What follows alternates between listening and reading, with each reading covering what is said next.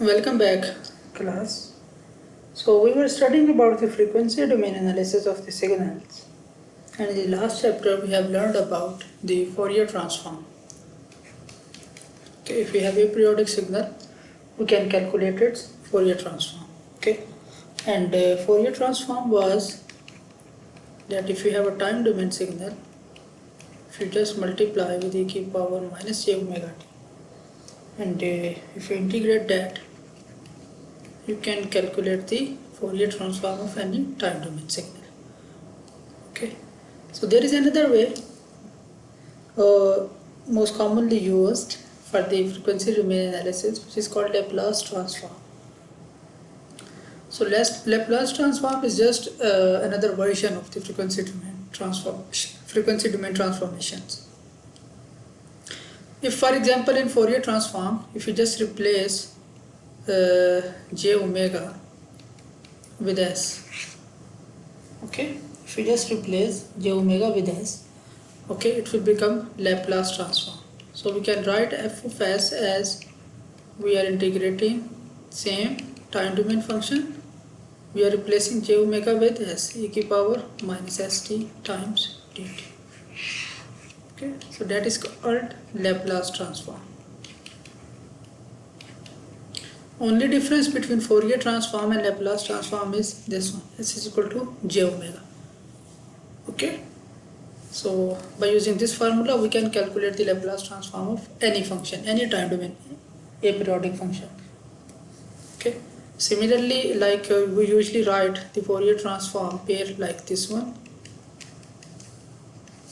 we can write the Laplace transform pair using this one.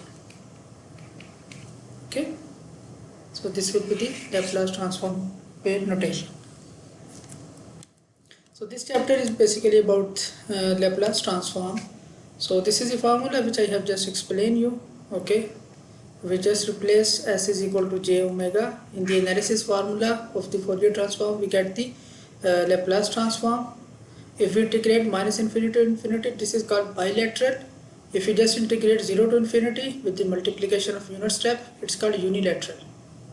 And if you want to calculate the inverse Fourier transform, same procedure, f of s multiply with e to the power ts. Here is minus st, here plus ts, and divided by 1 over 2 pi j. Okay, so this is the formula for the inverse Laplace transform. However, usually we do not take the inverse Laplace transform using this procedure. We use the partial fraction technique, which we will learn at the end of this chapter. For example, let's say we have a unit step signal, and we know that this is unit step, and we want to calculate its Fourier transform. This is your time domain signal.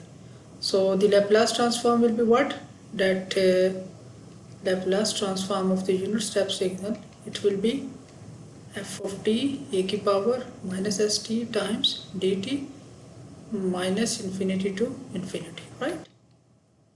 So it's a unit step, so unit step amplitude is 1, so due to unit step the integration will be changed from 0 to infinity e to the power minus st dot t. So what is the integration of exponential e to the power minus st divided by minus s, 0 to infinity, okay, over 1 over minus s e to the power minus infinity e to the power 0, minus infinity is 0, e to the power 0 is 1, so minus 1 minus minus plus 1 will be 1 over s. So Laplace transform of the unit step signal is what? 1 over s. So the first pair of the Laplace transform which we have learned. Laplace transform of the unit step is what? 1 over s. Impulse, we know the impulse properties. Okay, so if you want to calculate the Laplace transform of the impulse, so what will be that? F of t e to the power minus st times dt minus infinity to infinity. So impulse e to the power minus st times dt. Okay, so impulse multiply with the function, what will we get? Function value at the impulse location. What is this impulse location? T is equal to 0. So we will get function value at the impulse location with the integration of the impulse. So e to the power 0 1, and this integration we know that it's 1, so the answer will be 1. So if you have an impulse, so like as the Fourier transform, if you remember, it's 1, the Laplace transform is also 1. Okay, if you have a times sigma of t, Laplace transform will be a. Okay, same like the Fourier transform. So it will be 1. What will be the Laplace transform of this one? So try this example, we will solve this during the live session. So we are trying to make more Fourier transform pairs. So if you remember from the Fourier transform case, the Fourier transform of this was 1 over alpha plus j omega. Okay, so e to the power minus at. So simply, basically, it's not exact, but for this example, if you just replace j omega with s, you are getting the Laplace transform for this case. So you can just integrate and you can get the answer for this case. We will solve this live session.